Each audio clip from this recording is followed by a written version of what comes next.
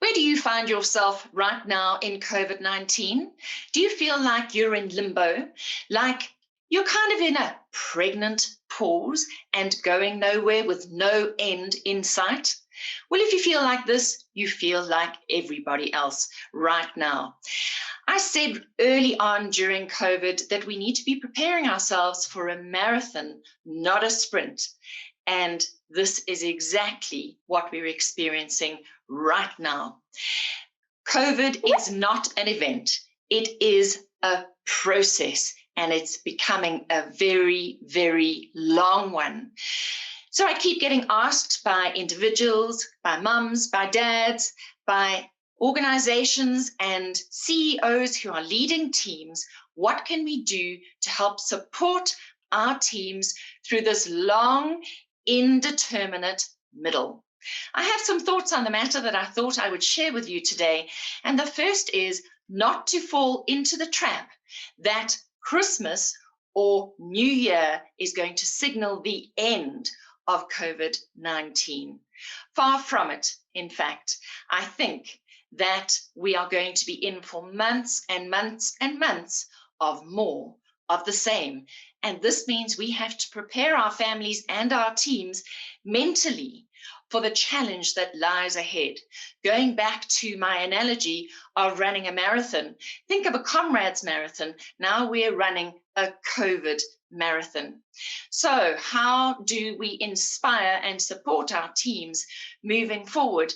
Well, I think that we need to be starting our COVID marathon, the next 8 to 12 months of a COVID marathon now, around 1 November.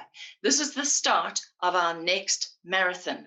I'm concerned that if we build up to a crescendo of the end of 2020, that we are going to find our families and teams in a late January funk that will be deeper than we've ever seen before.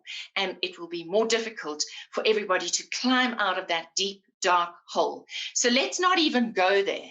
Let's not even think about next year's a new year, things will be different, because I'm not sure that they are going to be, not for a very long time.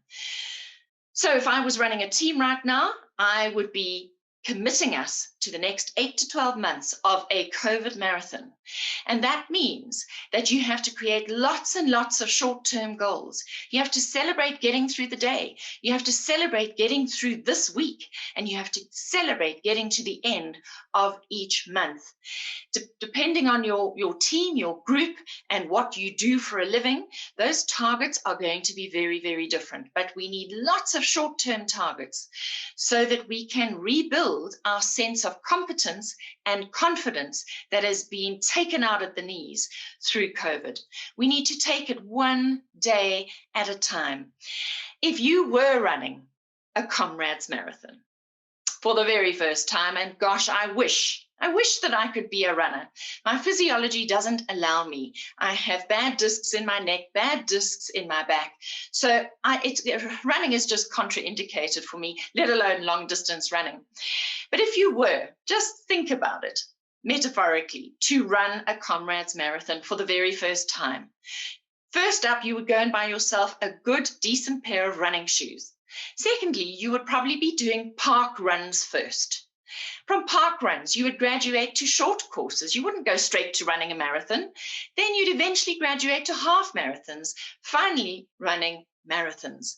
So we need to build up our resilience, our fitness. We would go and learn about our physiology, nutrition, how to prepare our mind and our body for this marathon.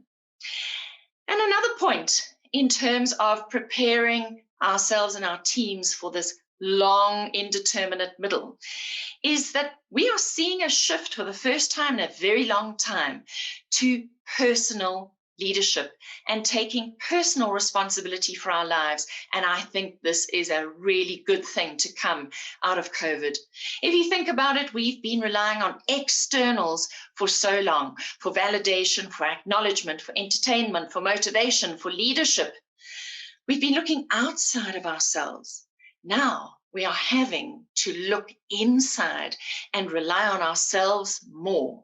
So, a growth in personal leadership and self-awareness, I say, yes, bring it on.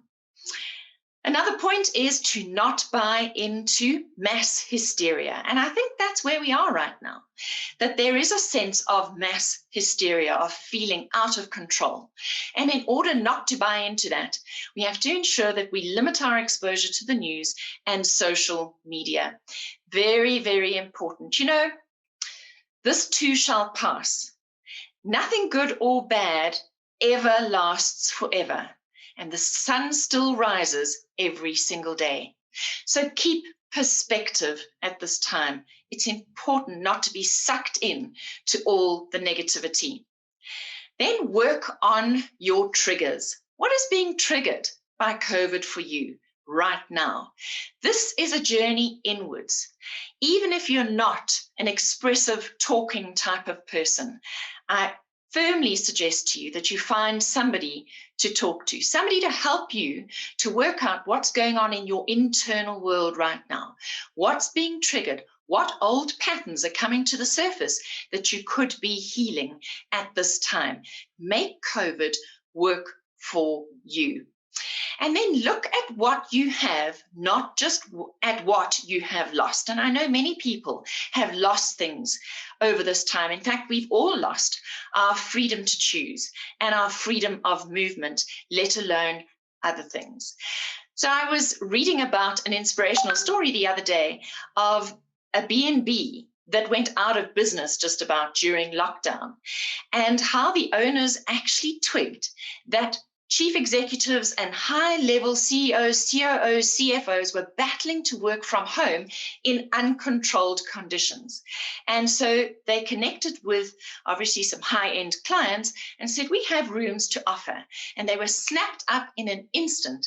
And they have these rooms being inhabited during the day by high-end executives who are now working in peace and quiet and have higher levels of productivity.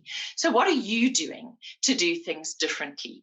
What resources do you have? What skills do you have? Check your attitude out. What are your contacts like? And put them to good use for you right now. And then do regular self-reflection. This is one of the hallmarks of highly effective and successful people, and it's never too late to start. I'd like to suggest that you ask yourself 3 questions at the end of every single day. What worked for me today? What didn't work for me today? And what can I do differently? You know, you can grow during a crisis. If you are self-aware and if you are driven to investigate where you're at and where you could take yourself, you could be growing at 200% faster than normal. I can attest to that because I know how much I have grown since the traumatic death of my husband almost 3 years ago now. So I hope that these insights are going to empower you during this real pregnant pause. It's a real thing. And I hope that you are going to be able to build more personal resilience, to feel more connected, both to yourself and to other people. And I hope that I've given you some hooks to raise your levels of hope. So from me to you, with much love, and stay safe.